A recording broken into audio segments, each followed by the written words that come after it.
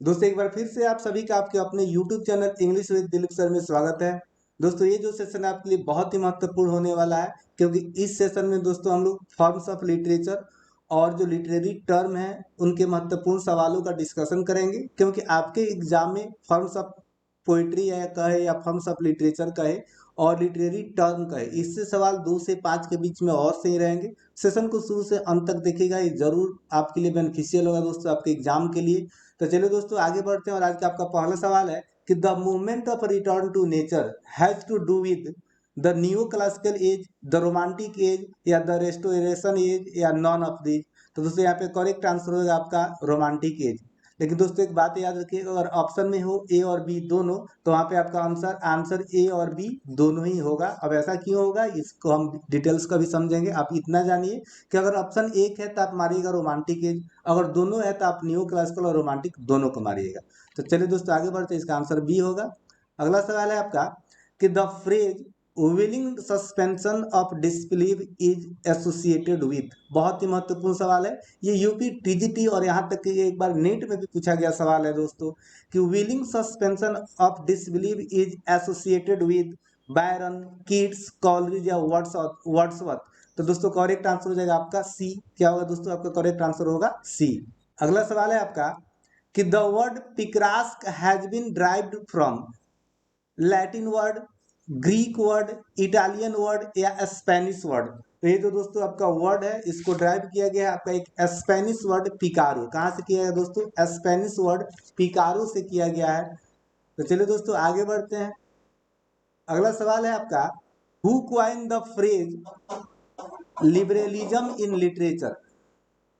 Liberalism का concept English literature में किसने दिया, Victor Hugo, John Keats, Wordsworth या वाल्टर पैटर। तो करेक्ट आंसर होगा दोस्तों विक्टर ह्यूगो, विक्टर ह्यूगो ने दिया। दोस्तों यदि आप इस चैनल पे नए हैं तो प्लीज चैनल को सब्सक्राइब कर लीजिए और वीडियो को एक लाइक और एक शेयर अवश्य ही कीजिएगा। तो चलिए दोस्तों अगला सवाल है कि the phrase sentimental melancholy is associated with, याद रखिएगा सेंटिमेंटल मेलनकोली किससे संबंधित है। ऑप्शन है Thomas Gray, Coleridge, Robert Burns या जॉन किट्स। तो दोस्तों करेक्ट आंसर होगा यहाँ पे आपका थॉमस ग्रे। दोस्तों आज हम जितने भी क्वेश्चन का डिस्कशन कर रहे हैं आप जरूर बताइएगा कि इसमें आपका स्कोर कितना रहा, क्योंकि ये जो भी सवाल हैं ये यूपी टीजीटी पीजीटी में पूछे गए सवाल है, कुछ सवाल आपके नेट से भी लिए गए हैं। तो इसलिए दोस्तों अच्छा से सेशन को देखिए और स्कोर जरूर बताइएगा। आगे बढ़ते हैं दोस्तों, अगला सवाल है आपका कि the phrase emotional psychology in fiction is associated with. Emotional psychology दोस्तों किस राइटर से संबंधित है। ऑप्शन है Richardson, fielding, Hardy, John Keats. तो करेक्ट आंसर होगा दोस्तों यहाँ पे आपका रिचार्डसन। अगला सवाल है कि who said romanticism is precisely situated neither in choice of subject nor exact truth but in the way of feeling.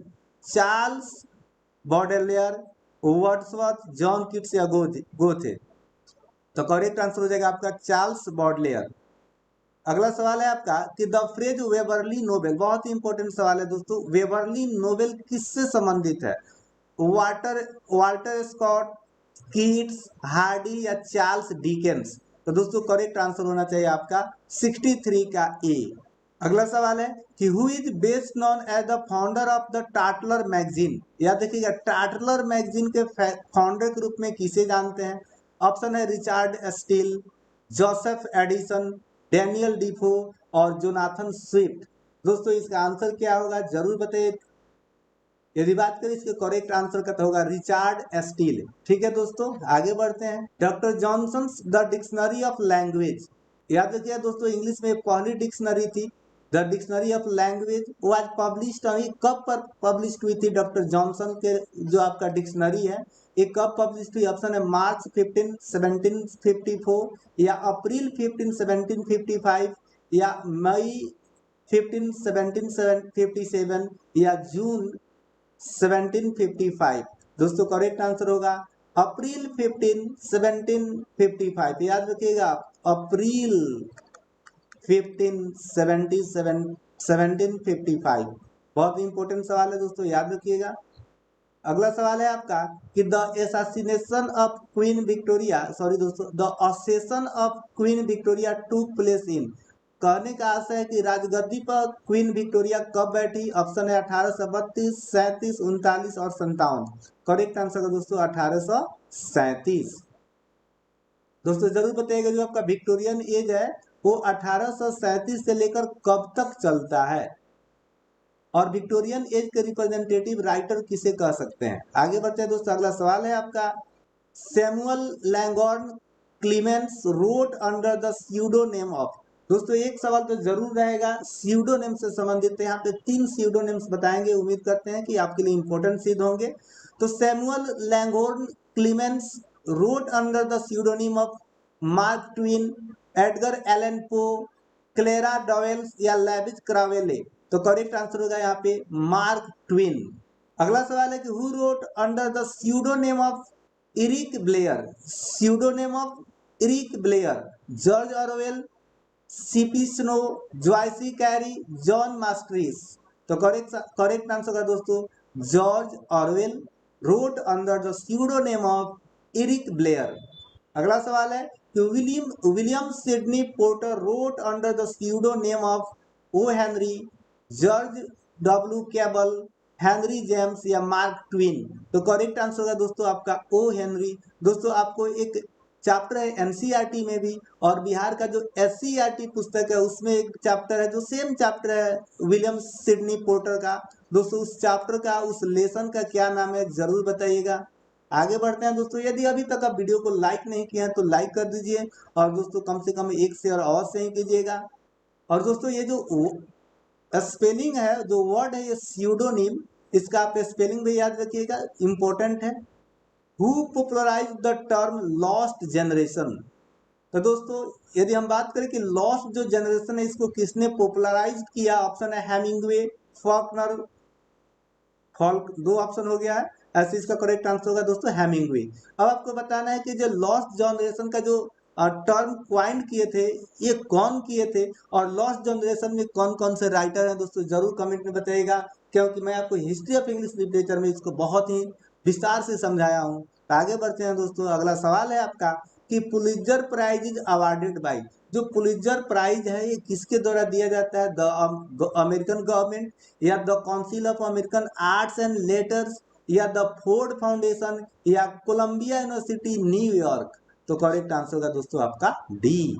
तो कोलंबिया यूनिवर्सिटी ऑफ न्यूयॉर्क के द्वारा दोस्तों आपकी पुलित्जर प्राइज को दिया जाता है। आगे बढ़ते हैं, अगला सवाल है कि Nobel prize for literature is awarded by the Swedish Academy Norway, the American Academy, the Nobel Academy of Awards, या the Royal Academy of Britain. तो करेक्ट आंसर होगा 72 का दोस्तों आपका A. The Booker prize for the best original novel is awarded by. दोस्तों Booker prize जो दिया जाता है जो किसके लिए, बेस्ट ओरिजिनल नोवेल के लिए, ये किस संस्था के द्वारा दिया जाता है। ऑप्शन है Man group, Guild Hall London England, या the Swedish Academy of Norway, या अमेरिकन एकेडमी, या द फोर्ड फाउंडेशन। तो दोस्तों करेक्ट आंसर होगा आपका ए। अगला सवाल है कि a verse of 2 lines length rhyming with each other at end is called quatrain, couplet, terza rima या ऑटोवा रीमा। तो दोस्तों करेक्ट आंसर होगा यहाँ पे आपका कपलेट। तो दोस्तों यह एक छोटा सा सेशन था जिसमें हम कुछ सवालों का डिस्कशन किए हैं, और निसंदेह आपकी परीक्षा के लिए बहुत ही इंपॉर्टेंट सिद्ध होंगे। तो चलिए दोस्तों इस सेशन में इतना ही, मिलते हैं एक नए सेशन में कुछ नए क्वेश्चन के साथ। Thank you for watching this video till the end, have a nice day.